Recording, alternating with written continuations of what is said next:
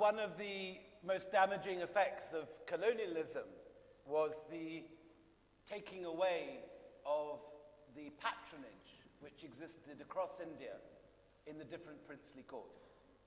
With the onset of the rule of the company, court after court found its ability to patronize diminish and its tastes increasingly directed towards the West, until by the end of the 19th century you have even the most independent rulers building in classical styles and then Art Deco, and the influence of the West comes in. But it's a crucial and vital thing to remember that a quarter of India was never fully colonized. The quarter of India remained under princely rule, with the ability to generate patronage in a whole variety of arts, which continued to be done until certainly the 1850s, towards traditional artists, certainly until the 1850s. And Rajasthan, along with Hyderabad and Kashmir, remained the three areas of the largest geographical areas with contingent territories over which the British had very little artistic effect. And you find the survival of these arts here, which is why today there are still in Rajasthan bards who can recite the lineages of kings, miniature painters who trace their lineages back until the 18th or 17th centuries, poets who come from lines of poets, epic singers and fud painters who come from long traditions that go back hundreds of years. And these are unbroken lineages. And I think possibly in Rajasthan these survive better than anywhere else in the entire country, which is something we can discuss in a second. We've brought together on this panel four of the most distinguished writers on particularly the painting of Rajasthan, but and with Rima as the historian, the maverick historian sitting on there. I'm the only one of us that actually lives in Rajasthan. Molly Emma has written an extraordinary book called The Intelligence of Tradition, which she spoke on brilliantly a few days ago, which is a major scholarly contribution to the history of Rajasthani painting. Kavita runs India's leading department of history of art at JNU, art and aesthetics, I think did her PhD on fud painting. And Bridge Goswamy needs very little introduction to this audience. One of the speakers working most hard, been made to work most hard, and has kindly agreed to take the yoke. But one of India's most distinguished art historians of all time. His recent Spirit of Indian Painting has been receiving rave reviews across the country. We'll get a very large whole page in The Guardian tomorrow, courtesy of the chairman of this panel. It's a stellar array of talent. So I'm going to kick off with asking Kavita, and if we could have the slides are up, fantastic, to talk about the migration of painters from the centre in Delhi to the courts of Rajasthan. Thank you, Willie, and thank you for having me here. I'm going to take us through a number of slides for a small presentation in which we're going to look at artists who migrated out of the court of the Mughals and into various courts of the Rajputs. Particularly today, to keep it very brief, I'm just looking at a couple of instances of artists who move out of the Mughal court into the Rajasthani domain. Now, we know that a number of artists made this move at times when patronage in the Mughal center seemed to weaken because of various reasons: disinterested emperors, because of civil disturbances, because there were carrots being dangled elsewhere.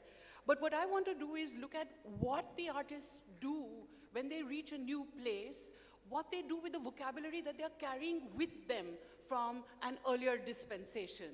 And one of the reasons why I was interested in trying to do this, look closely at a couple of images, is that in the history of our literature on the history of Indian painting, people tend to drive a wedge between the Rajput world and the Mughal world, as though these were two self-enclosed spheres which had very little to do with each other.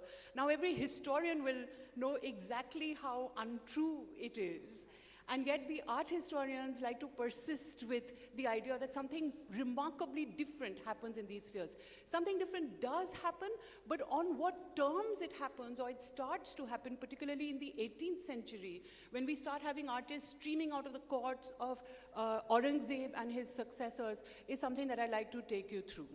So we actually have the names of a number of artists that are inscribed on paintings with which we can track their movements. And we can see that in Jodhpur, in the first slide that we are looking at here, there is an artist whose name is very proudly inscribed on this painting. And we are told that it is Dalchand who has made the painting, but not just Dalchand, Dalchand of Delhi. The idea of having one of these Patshahi or imperial artists come into your court was something that all these Rajput patrons were very proud of. And they offered high salaries, and they made a point to say, this is this Patshahi artist, or this is Dalchand Dilliro who has made this painting. So here we have this painting that Dalchand makes when he goes to Jodhpur, where his patron is Maharaja Abhay Singh. And it's a scene which is very nicely made, but not terribly surprising in any way, right? You have this courtyard scene in which the ruler is seated on a nice golden throne, and there are women who are performing for him, and there is the evocation of the night through the torches. But what becomes kind of interesting is when we look at, oops, I was told this would work. Point at the screen from back there, Kavita, and it actually shows through. I did switch it on. Yeah. Okay. No. Can I just ask for a manual advance? Next slide, please. Okay, excellent. So it becomes kind of interesting when we see this other painting, probably made by Dalchand, for Muhammad Shah in Delhi. And here you have a relatively young Muhammad Shah sitting on a masnad with his golden brocade cushions around him, and he's listening to a couple of young musicians, and in a setting which is like a garden and a courtyard setting.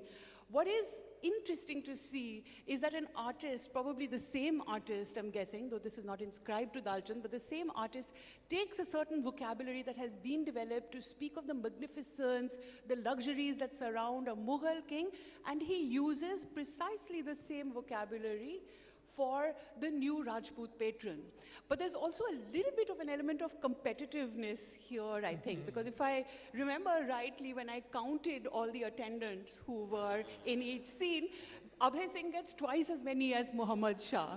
And if you look at Muhammad Shah's scene, you have a relatively intimate setting, which is appropriate for something like this, but the artist has, as it were, pulled the camera back for Abhay Singh so that he can tell you how big the palace is. Because you have that wall of the garden at the back, which allows you a glimpse into a garden, and then behind the trees of the garden, you have these hints of these golden domes and other palaces. So it's also showing off how big his domain is, and therefore it's a kind of a competitive, contextual portrait.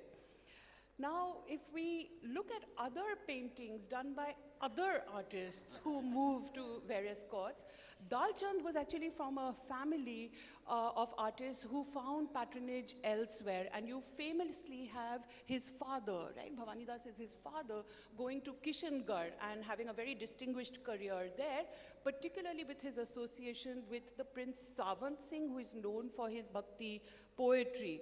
Now here you have a painting possibly by Bhavanidas, it's attributed to him, which shows the Prince Savant Singh rushing up to an elephant, which presumably is a mast elephant which hasn't been controlled, and he is rushing up to it with his swords when all the fireworks that other people have tried to use to scare the elephant off have not worked.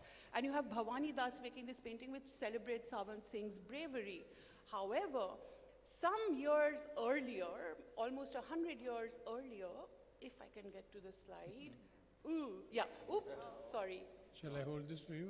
No, but I don't know where to point. Yeah, some years earlier in the Pachanama that was made for Shah Jahan, we had a painting of a recorded instance of Aurangzeb's similar instance of bravery when an elephant had gone must. when those who had the fireworks with them were not able to control the elephant, and Aurangzeb actually bravely rushed forth when everybody, including Dara Shikoh, stood paralyzed in terror. Now it's interesting to see the reformulation or the reapplication of an instance of a Mughal prince's extraordinary and exemplary bravery being applied to a Rajput prince. It's very nice to see that they are getting these images made very much in the model of, to say that we are equal to or equivalent to any great thing that any of those Mughal former overlords had done. We can do that and more. And similarly, it's not unusual to see parallels like this. Here is a painting of Aurangzeb on a lion hunt.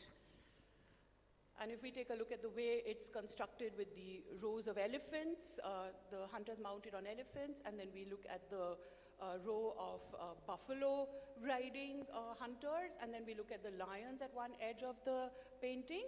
And then if we look at a painting coming from Bikaner of Anup Singh, you know, the parallels are quite stunning.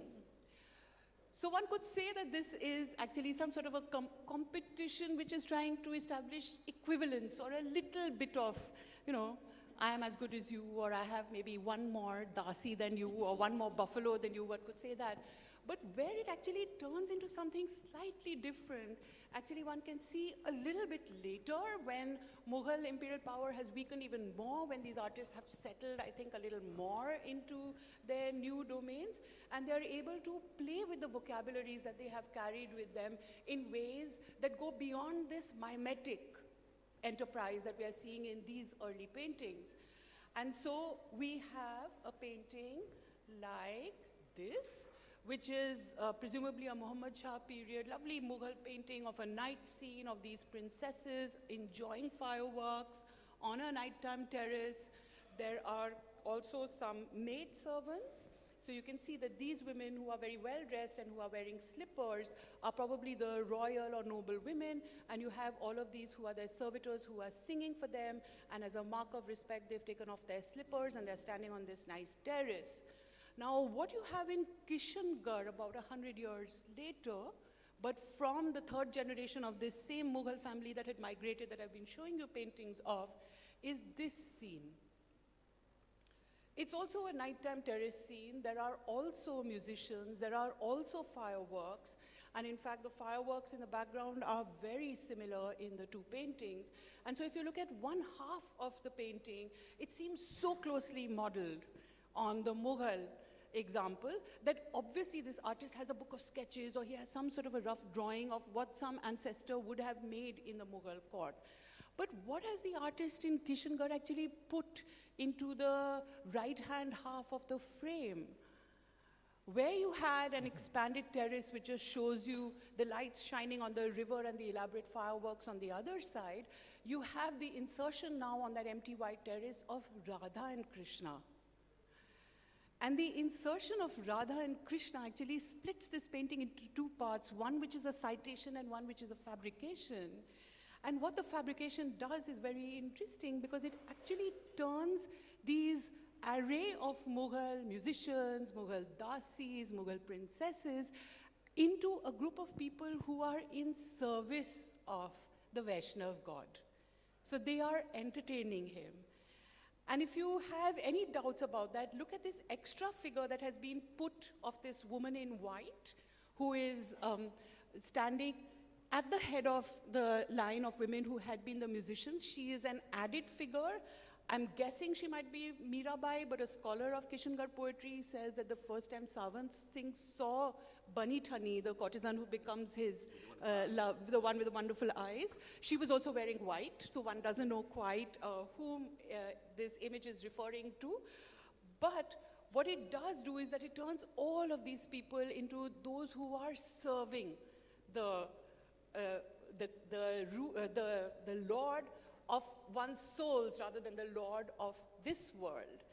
And if you have any doubts about that, it's interesting to compare the footwear in the Mughal painting and in the Rajput painting, because where you had the princesses, I don't know if the pointer works, where you had the princesses wearing their golden slippers, you can see that the artist has actually taken the slippers off for those women in the fancy costumes who were right at the head. The Muhammad Shah artist is a different artist, or it's the same? It's a different artist because it's about 100 years gap almost. This is the grandson of Bhavani Das to whom this painting is attributed. But you can see how long a family memory of a certain vocabulary carries on. And what's going on? Are they taking books of their own paintings with them, or templates, or traces? Obviously, there are some sketchbooks traveling with them, some pounces or some stencils traveling with them. Just explain what that is to the audience. That they put brick So marks. a pounce is a kind of a stencil that is used to transfer one image or to reuse one image multiple times. So a master artist might make a drawing on a page, and then with a fine needle, he'll make little pinprick holes along the contour lines, and that will be used as a stencil to make that same drawing, to transfer it maybe multiple times, sometimes laterally inverted because you flip the paper, and that is why you have often the occurrence of very similar paintings here and there. By different artists? By different artists, because these pounces travel, and the point is to let them travel. I was actually going to just jump in because, for example, Bikaner artists maintained their drawings, their pounces for generations, and I can tell you where the pounces for the Aurangzeb with the buffaloes that ended up in Bikaner. Seriously? And it was, it was in the family until about 1950. And the collection also includes some marvelous drawings. One I can think of that matches up with an image of the Mughal Zanana, which actually has an inscription and says, who were the women in the Zanana? So somehow, oh, so sorry. All right, shall I say that again? Start again. All right, so I was just jumping in because Kavita was speaking of these drawings and pounces and how the visual material was maintained.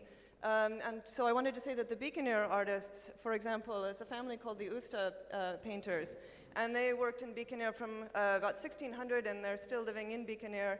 And I was, one of the pounces for an image that Kavita showed, the one of Aurangzeb with the buffalo and hunting, was actually with the Usta collection until 1950. So, and also it stayed in one family? It stayed with the family. So essentially these drawings and these pounces would be carefully maintained. I mean, it was khazana, this was their treasure, this was their knowledge, and could be drawn on again and again. There are drawings, yeah, please. Is this different or the same in the hills with your Pahari artists, your families of Nansuk and so on? Are they passing down stencils, or what's going on there? I speak with some hesitation here. Of course, Rajasthani painting is something that interests me, but I have not done much work in that. I'm the black swan of trespass upon alien waters. I mean, you could say that. But I'm very interested in what happened after the beginning of the 18th century. Generally, the theory is that a great many Mughal artists migrated to the hills. And theory subscribed to by William Archer, Karl Khandalawala. That's how it started it all off, which is, I don't believe in that at all. I think a large number of Mughal paintings arrived in the hills, and there were artists like Nansuk, for instance, who responded to them and made it their own. I mean, they imitated a few, copied a few and so on, but really mastered that idiom and turned it into completely their own, like that. So, pounces must have arrived, I mean, as we were talking about it. Khakas, charbas, these are two different things. What are they? Khaka and a charba. Charba is a pounce, right? A khaka is a drawing, sort of, which has been made on thick paper. Charba is sort of very thin paper. So you trace through it? Or? That's right, tracing and so on and so forth. So, the point I wish to make is the following, that these things happen, and there is a great deal of coming and going between artists from the plains, to the hills, or plains into the deserts of Rajasthan and so on. But what the artist does with that model in front of him is the issue, right? Does it remain a Mughal painting, or does it become a Rajasthani painting? And why do we call it a Rajasthani painting? Because there's a Rajasthani figure in it, or is there a Rajasthani temper in it? Right, like that. So that is the whole point. Now, I don't want to take too much time, but two things interest me a great deal. A long time ago, I wrote kind of an essay for Vishaka's volume, Vaishnavas and elephant fights, right?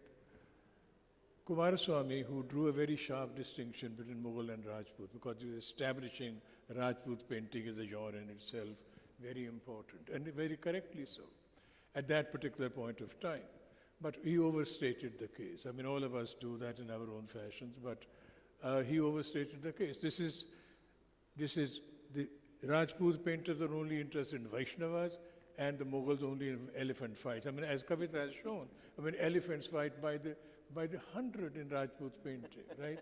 And Vaishnavas, I mean, do make an occasional appearance in Mughal paintings too, and things like that, and so on. So the distinctions are not very sharp. And I'd like to draw attention to the fact that the vocabulary, literally the vocabulary, not the visual vocabulary, that enters the language of the painters of Rajasthan is quite remarkable. So much Persian input into that.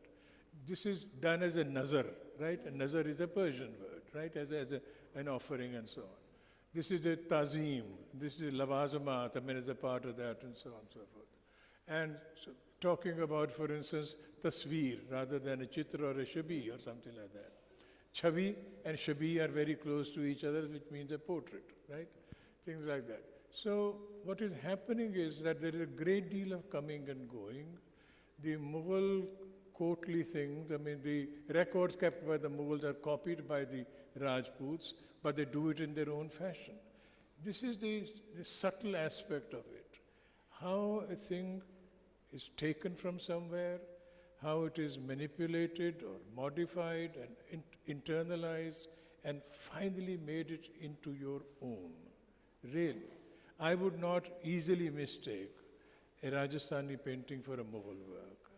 I would not easily mistake a Mughal work for a Rajasthani painting. So it's the understanding of the temper of these, which to me is in a sense critical. Raj, in your most recent book, and also in Masters, you draw a very interesting description on the different way that artists were organized in the Mughal court and the Rajput and Bahari courts. Maybe you could talk a little about that. Yeah, that interests me a great deal. What was not only the temper of painting, but how did workshops work, right? We talk about a workshop in the Mughal context. There's an ustad, right? Probably, I mean, Abdul Samad or something like this to begin with, but always there's an ustad. If you see a painting in which an ustad is seated and other people are bringing works to him for his approval or something of that kind. So the ustad is the controlling authority. Nothing really, I mean, I don't want to get into this, I mean, because for too long, but, nothing really escapes the ustad's eye in the Mughal workshop. And you make the point that the ustads are almost always Muslim. Yeah, I mean, from what we know. I mean, I think I'm almost certainly always a Muslim ustad.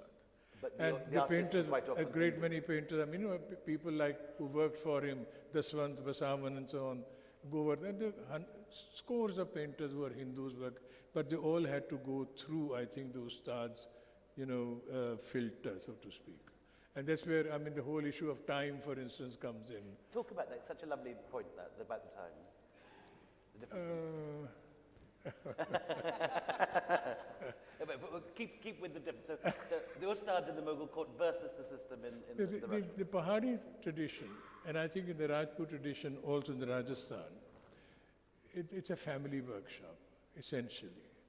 And a family workshop means there is a father, grandfather, whatever, and he's in a certain sense training his people, nephews, sons, and so on like that.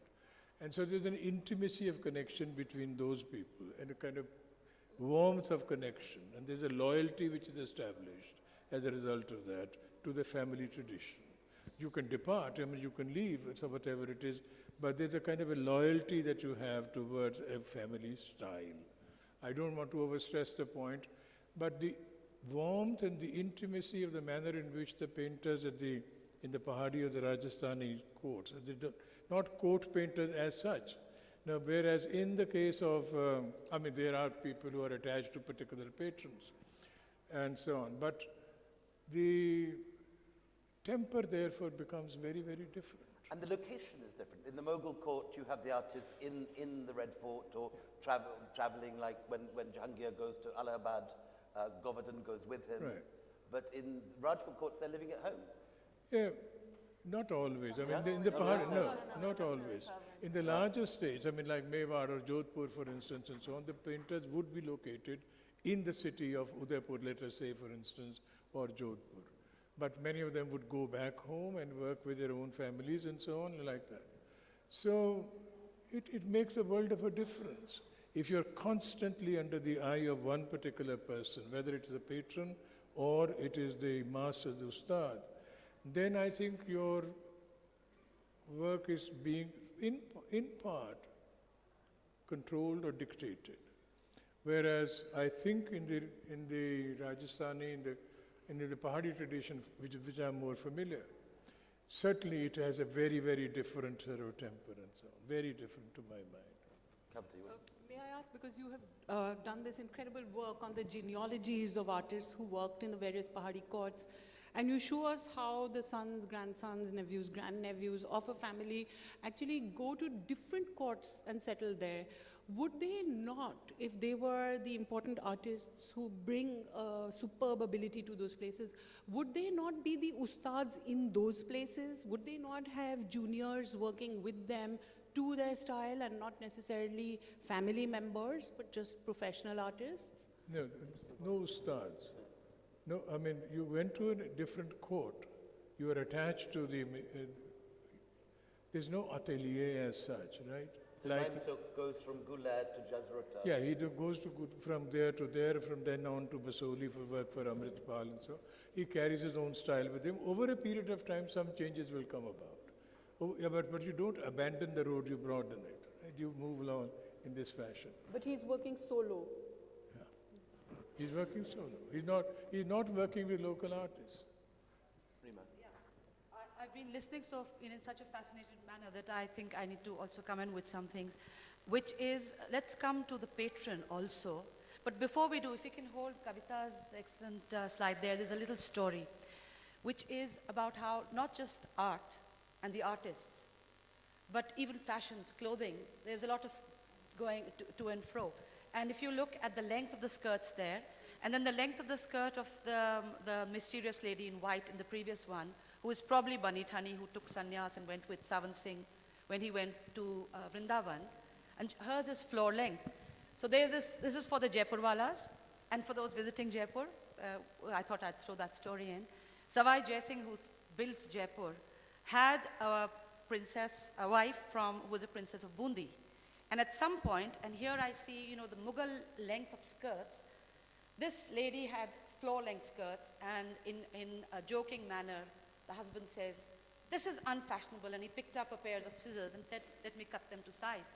At which point, she pulled out a sword, and she said, "Don't test me, because you will find that the daughter of Bundi, the Haras, can use a sword better than, the chief, the sirmor of the Kachwahas can hold a pair of scissors." So if we bring in the element of the patron and what the patron wants and how sometimes the work is done for the patrons. And before I give it over to Molly, I want to go back in time to the pre-Rajput courts. And so from about 8 something or the other, I'm a historian, but I won't throw the rest of the date in, there are a set of inscriptions from near Mandor in Jodhpur, which talk of 2 brothers, half-brothers who were rulers. And for one, it's a little poignant when I read it in the Sanskrit original, because it's full of hyperbole. But he says, he loves the autumn full moon. He loves the smell of the Malti jasmine. He loves conversation with an intelligent woman. And he loves art. So, way back when we don't really have that art surviving except in sculpture, 851 or something. I have it in my doorstopper, which I need to show because this is where the book was released. But yes, we go back to somebody who is not the Maharaja. He's Maharaja for his area. He's one of the Mandor rulers. Kakuk, to give him his due at this point. But, and then much later you would have, you mentioned the period when the British come in and things get disrupted.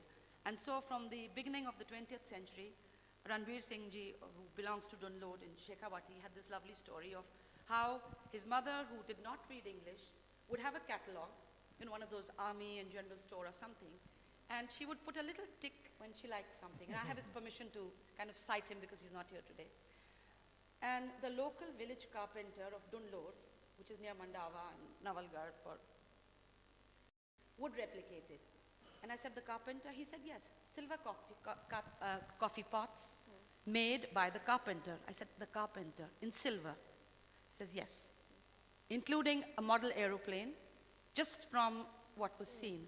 So what the patron wants, the patron sometimes gets, maybe not the way it originally was, which gives us this interesting dimension of what travels, what doesn't travel, and what gets left behind. William, may I just take a moment here? You know, we sometimes ignore the fact or do not pay enough attention to it at any rate. There's something called dakhal poetry. Dakhal, Persian word. Abul Fazl talks about it in the Ain Akbari. Dakhal poetry is that where you have take another poet's thing and you put in your own stuff into it. Dakhal, which means entry, perforce or by consent or whatever that is. So a great many paintings are dakhal paintings. You have things which is a model and you introduce something different in it and so on, like Radha Krishna, for instance, which Kavita very aptly pointed out and so on. Now that is dakhal. It is a Shab-e Barat scene turned into a Diwali scene, and Radha Krishna are introduced in that. So you have, in a sense, muscle your way into that or whatever it is. So dakhal is a very, very interesting concept.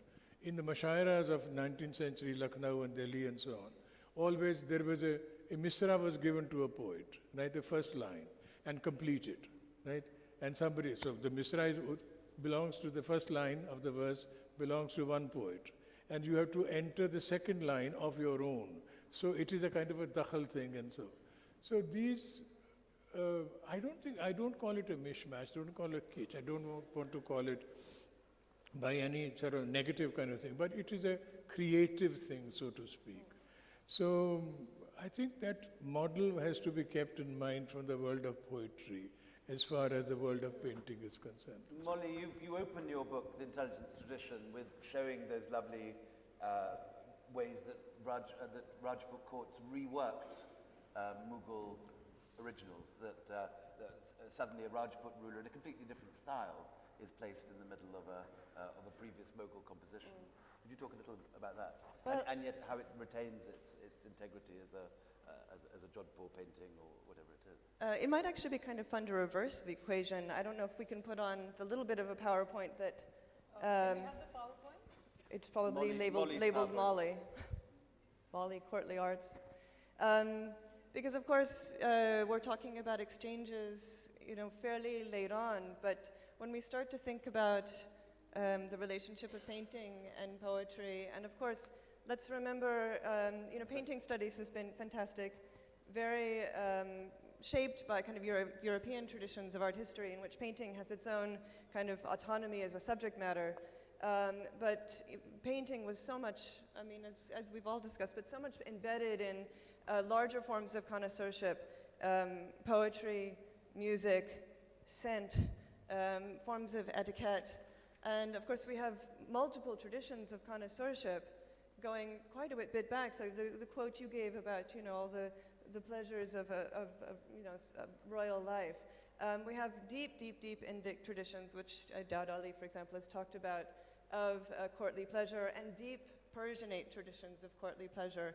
And there's a wonderful conversation that happens, quite a bit before the Mughal moment in the Sultanate world, where, you have exchanges of imagery, exchanges of poetic ideas, the whole idea of rasa, of course, becoming important in the Persianate world, in the Persian-speaking world. So I wanted, actually, let me move forward from this slide. This was all just to get an idea. So, for example, I'll come back to her. Good to press that. Oh, actually, at the screen, it worked when I Like this? the bigger screen. There we go. Let's go back. Back one. Back. This is the curse of the art historian. You know, you're trying to be really smooth, and then you've got to deal with the technology. Okay. So I just sort of put this series up to point out a sort of a different direction of movement, of imagery. Of course, you all know the beautiful women. They were called sometimes alasa kanyas, the sort of indolent ladies of temple sculpture. And they actually, you know, start coming into Mughal painting quite early. I just singled out one, the bather. She's often seen on temples wringing out her hair. But this would be probably an early Jahangiri version of that image. And so there's actually quite a bit of, both at the Deccan courts and at the Mughal court, I think, interest also in that Indic world. And what does that bather mean when you bring her into the Mughal world? Quite a bit later, of course, then you can see her joined up with Urdu poetry. And then here she comes back at Kishangarh in combination with Braj verses, which in fact are meant to illustrate a particular kind of literary figure. And the painter has done something of his own that actually doesn't even have to do with the verse. He's making a very clear link between the darbar, the court, the king, and this beautiful woman below. And that's actually a relationship one can see in Dungarpur as well and in other places. But you have this one image, you know, these beautiful women, the idea of beauty. And through the idea of beauty, a whole aesthetic world, and it's an aesthetic world that ties in with music and ties in with literature, right? That somehow becomes possible for both worlds to share, and in sharing to be, I think, really so commingled that I think, yes, one can speak of very much so of a Rajput temperament and a Mughal temperament, and yet those temperaments, right, were formed in conversation with one another. So in a way, you know, you have these beautiful women, they're almost like, how do you even interpret them, right? Because there's something that anyone can bring something new to, right? You can bring any kind of poetry to it, any sort of, the Sufi poetry, I'm thinking of Jamali's Mirror of Meaning, takes the beautiful woman and the idea of the naksik, top to toe, right? And each moment is another path to God. You know, her hair is like the pilgrimage to God, right? So you have this extreme Sufi take on this Indic figure of the beautiful woman and the idea of the naksik. And then, of course, it remains very much alive in Braj and Sanskrit poetry and the painting that goes with that. So there are multiple exchanges. Of course, Rajput responses to the Mughal world, but certainly Mughal responses to that Indic world. And the rulers who are commissioning this are very literate. They're very literate, absolutely, yeah, absolutely. And I think one other thing one has to sort of keep in mind is we tend to think of sort of the Devanagari world and the Persian world being separate, but the Rajputs certainly were reading Persian, and you see, for example, Nastaliq inscriptions at Bikaner early on, and the, excuse me, I hope you can still hear me. I forgot my microphone. And certainly and Alison Bush, I've been working with a lot on poetry, and so there she is, hi, has certainly talked about the Mughals being very knowledgeable of Braj Pasha. There's a very nice story Kathy Asher tells of an inscription in a fort in Bihar. And I think, was it Jai Singh who got sent by Akbar to be, Man Singh, who got sent to be governor. Well, you tell the story better than me, with the double inscription. I'll mash up the story and you can all correct me. But Man Singh puts above the entrance to the fort a bilingual inscription. Right. And on one side is a Sanskrit inscription, and on the other side is a Persian inscription. And in the Persian inscription, which you presume the Mughals would be reading, it says, the humble servant of the emperor gives his obeisance to the great Akbar who rules over the resplendent heavens and the earth. And in the Sanskrit one, he's bigging himself up. He's saying, I'm the greatest ruler around here, you do what I say, look what... I'm the boss. Is that roughly right? Or it's about 10 years since I've heard that story. But just to jump in the political realm, maybe these two inscriptions are operating in different worlds, right? But I think in the aesthetic realm, you know, you see a lot of early Ragmala painting. I've worked on the Lord Ragmala album, which is at Oxford, and have argued that actually the Ragmala was given to Abdul Rahim by the Bikaner ruler Raja Rai Singh. And so there were those conversations. And you've seen a lot of early Ragamala paintings, both Devanagari and Nastaliq. And I think the idea was that everyone could be reading the text together. so a shared world in which those two scripts, operate. May I take a moment to go into this nakshik that you mentioned, just out of interest, diversion. Gloss the word is ready. The beauty of a woman is described in English, we say tresses to toenails, right? This is really the reversal of it because the tresses are not nak, right? Nakshik, all parts of the body are poetically described. Her hair is like this, forehead like this, eyebrows like this, nose like this, and so on. So this is the usual thing to do. In the Rasakpriya of Keshavadas, there are two varnans, nakshik varnan. Right? One of them starts, of a beauty of a woman, of a heroine, a nayaka, starts from the hair and then goes on to, comes down like this and so on, all the way to the feet. And when he talks about the goddess, then he starts from the feet, right? He starts from the feet and then sort of slowly moves up and so on, because that is an homage, to paid to the goddess. And I find it very, very interesting how he does that. Rima, Molly talked about how often painting is embedded with other arts, whether it's poetry or scent or courtly refinement and etiquette. Could you just talk about some of the other, very briefly, just bringing this thing towards the end, of some of the other great arts which the Rajput courts excelled in? Well, of course, poetry. And there's a lot of it. And maybe anecdote time before we run out of time. So 19th century, again, the British are in India. From Bundi, I don't know why my examples are Bundi, we have Surimal Mishra, who is a poet, and he gets well known. He's written this Vansh Bhaskar, and everybody wants to hear it, including the court at Mewar. And he says, I don't want to recite it. And they say, no, you have to, And he's big by then. So he goes, and he can lay down some terms, which he does for self-preservation. He says, can you ensure that all swords are kept outside the hall? Now, this is actually, my example is the power of the word, and what better place We often have this rule here in JLF. I don't blame you if you hear the rest of this, which is he starts reciting. You may have noticed you were scanned before you came in, Rima. Well, you see, he like all good writers, he tells you what's and all, whatever exists. So he starts reciting, and he comes to the genealogies, and he comes to the exploits, and he says, this is what you didn't do and you should have done. And at one point, all the men go for their swords, which of course are not there, so they reach for their scabbards.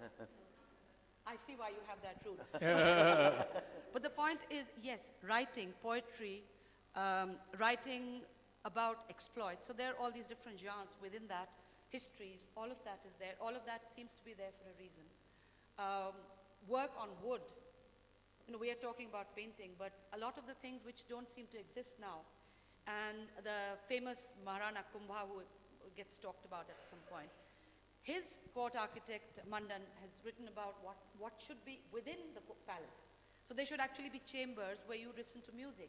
So again, you have the patron, and there's another chamber where you can watch either music and dancing, but you have a picture gallery. So whether they have different ateliers or not, they certainly have a place for the paintings. So I'm very interested in this, a picture gallery. This is not pictures being hung in a frame on a wall, is it? No, I'm assuming that some would have been wall hangings and some would have been frescoes, but a lot of it, maybe somebody who's worked on the 15th century can come in better on that. What I think is happening at this 15th century point that I'm talking about is, on the one hand, they're talking of the tradition, and the other hand, they're talking about the creation that is taking place and becomes part of the Mughal court. So it's this period of flux that is actually documented in the 15th century. But it's certainly one of the things there. They talk about, of course, music. And courtly music is one of the big things that you have. And that's why I brought in my example of that little fashion bit, because we know that is traveling. We know that the Mughal impact is there on Rajput clothes and vice versa. But then what are the other things which are happening? From about the 10th, 12th century, I thought I'd pick my examples from, kind of complementing the areas you're working on. We are told that silk comes into Rajasthan, Pali and places, and velvet, kimkhwab from China, Persia, wherever, sandalwood, coral, things which are not local are passing through. Ivory, when they pass through, some things would get worked on. The patron would say, this is unusual, what is it? And you say, this is for you. So those things start getting replicated. Now again, what survives, what doesn't? is an issue. The further back we go in time, it's easier the closer we come to our time, and then we can work on it. So, it's maybe some of these missing things that we need to look at. The gardens, the pre-Mughal garden, which again we hear about. We are told there should be a stream of water. Sounds very charbagh. We are told there should be raised platforms. So Babur is wrong. He says there are no gardens in Hindustan. He's Well, they probably weren't by the time he got here. Because in Ajmer, where the Tajul Mahasir talks about the seven splendid, we love words. Everyone does. So you have the seven splendid gardens, which sound like the hanging gardens of Ajmer. Now, Ajmer doesn't have that many gardens. It has some public gardens now. But certainly nothing to write home about. But in Tajul Mahasir, they're actually writing about it. 11th, 12th century, thereabouts. Oh, yeah. This is, this would have been Prithviraj Chauhan's period. So there are some gardens going. They talk about raised platforms called Vedikas. We have raised baradaris in the Mughal terminology. So again, give and take, learning from each other, what works well in a hot country. To conclude, let's talk about the winding down of stuff at the end of the story. Val Prinsep, my great-great-uncle, writes one interesting passage in a book he wrote called Imperial India, when he's an artist, and he's been sent to India to draw the princes for the great Durbar picture, which now hangs in St. James's Palace. So he goes from court to court, doing individual portrait heads of the different rulers, which he's going to plonk onto this big Victorian frame, this massive monster that was in the Maharaja exhibition over a whole wall. And he tries to meet traditional artists wherever he goes, and he's very depressed because, particularly in Delhi, he says they barely exist. Everyone uses photography. This is 1870, and he says the tradition is dying. That everyone uses photography, and those that do paint are just doing it for tourists, reproducing the same stuff. Is that happening in Rajasthan too in the 1870s? Are there still? No. Because we know, obviously there are living families like Banu's family that are still here today, or your family in Bikaner. Are they finding it harder and harder to make a living? Rajasthan, I think the patronage is still there, and the patronage is also there in the smaller courts, or in the tikanas, in the feudal estates, which are replicating what's going on. But if I can slip in one more story, which kind of we go much further back in time. I'm not even going to say where, just leave it at that. But it is, all right, the Shak Satwahan period. You have this king, there's a huge story built up about him, and it's in Amar Chitrakatha, who has humble origins. And he marries a princess, a real princess. So he's a king, and he's married to a princess, but his Sanskrit is not really, where it should be. And at one point, she laughs at him, the wife. And he gets offended, and he decides that he's going to ban non-Sanskrit poetry from his court, which he does. And years pass, and maybe he's older and wiser, and he's out hunting. For some reason, and they're painted at hunt also, Indian rulers and rulers across the world, when they hunt, they always get lost. So he gets lost. His courtiers get left behind, and then he's in this place which is absolutely peaceful. And he notices there's a lion there, and then there's literally the lions and the deer are sitting next to each other, and they're listening. And he hears this sound, and it's like Maharashtri Prakrit or something. And he walks up closer, and there's a man who's reciting a palm leaf. My voice carries. As he recites, he takes each palm leaf and puts it on the fire, and it burns. And this king steps forward, and he says, he's Shalivahan. He says, what are you doing? This is sacrilege. And the old man looks up, and he says, my king, don't you recognize me? Because he was the court poet using the local language who had been banished. The analogy here is when a new form comes in and everybody's talking about the company school or trying to make something which is European with perspective, with whatever you don't have, what do?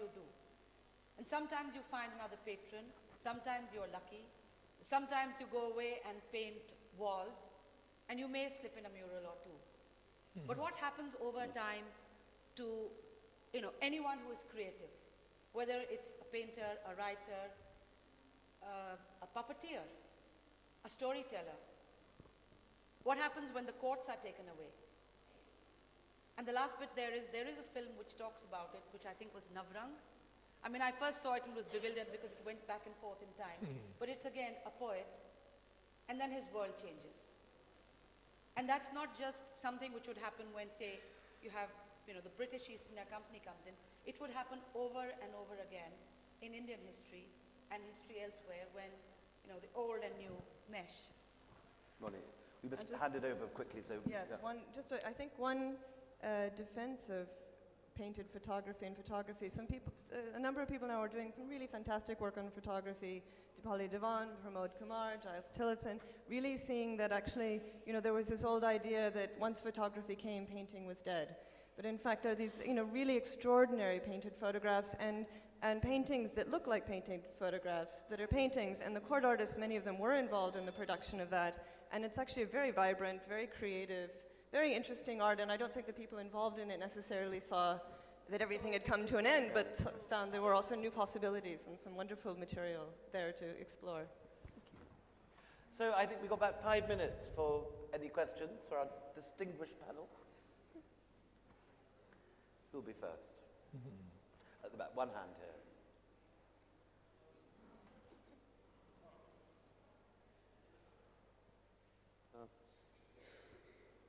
Good morning. The artwork form is, as you've explained, is consistent with the groups of painters. But the content, was that determined by the patrons, by the court? The what? Did the content. Did the content of the art, was it the artist's prerogative to show the prince charging the elephant, or was that the artist's creative input to show, interesting things that the court would like?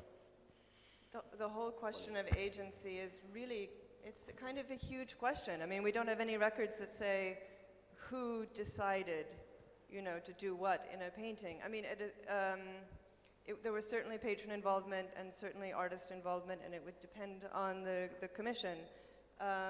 So we don't. I don't think we can answer that question. Yes, but can we? simultaneously, in any court which actually has invested in an atelier and which has a library, which has ambitions, there would simultaneously be many different kinds of projects going on. Right. And there would on the one hand be manuscript painting projects where some part of the literary culture, certain things are to be made as magnificent illustrated manuscripts. There would be the portraits. And the portraits are not just for internal consumption, but I think an important role of the portraits was gift giving, where you were supposed to have these chains of portraits made to be given to various relatives or in 18th allies. century Britain, you used to send out to the prince, so you'd commission the Grand Reynolds to come and paint a grand picture, and then you'd send that for Christmas. Right, but there's also the prints, category of nazar painting, which you had mentioned, and nazar is something like a gift that the artist gives to his patron, sometimes on New Year's Day or on the patron's birthday, and that would be some very ingenious piece of something that the artist makes as a surprise for his patron. So agency is distributed, who chooses to do what. And there certainly are many cases, I think, when you can assume that you're looking at levels of subtlety and detail that a ruler was not sitting on someone to produce, particularly when you have like a new manuscript that hasn't been illustrated before. The painters are using their ingenuity to work out how to respond to that text, and the ruler doesn't have time to be sitting there saying, I want this over here and that over there. And even in as you were speaking of, even when you've got familiar composition, of course, the way it's responded to and the way that's manipulated and turned around, and often the mood is intensified in some way that hasn't been before. That's the artist working. I mean, the ruler didn't have time to be sitting there, dictating something. Right, and considering how embedded these are in literary cultures, there must have been literary figures who were very closely associated with the artist. And my favorite example of that is something that Dr. Goswamy published in a brilliant book that he did, where he is able to get a set of drawings as well as a set of completed paintings of the Nala Damayanti theme, which is this love story. And he shows us the completed painting, which is of a moment in which the hero is thinking of his absent beloved in a garden, and he's supposed to pass this pomegranate tree, and the sight of those ripe fruit are supposed to remind him of her breasts. And Dr. Goswamy shows this drawing in which the artist has forgotten the pomegranate tree. And so there is a note in the margins, obviously from a literary figure in the court, who says you have to make a pomegranate tree which has fruit in it. And then the artist, you can see in a slightly darker color of ink, has plonked a big pomegranate tree right in the center of the garden in a little platform of its own. And it's got these big fruit which are kind of, bouncing off the branches. And then there is the same person's instruction in the margin which says, Vakhri na karna, don't make it separate, which means it was too crude, it was too obvious. And when you look at the finished painting that Dr. Goswamy has published, the pomegranate tree is discreetly in the background with a row of other trees. And I find that fascinating because this literary figure is not just reminding him how to be faithful to the text, but also, matters of aesthetic. Like, this is too obvious. That's you right, have to be subtler. Absolutely, absolutely. I think we've run out of time, but please a big round of applause for these fantastic panels.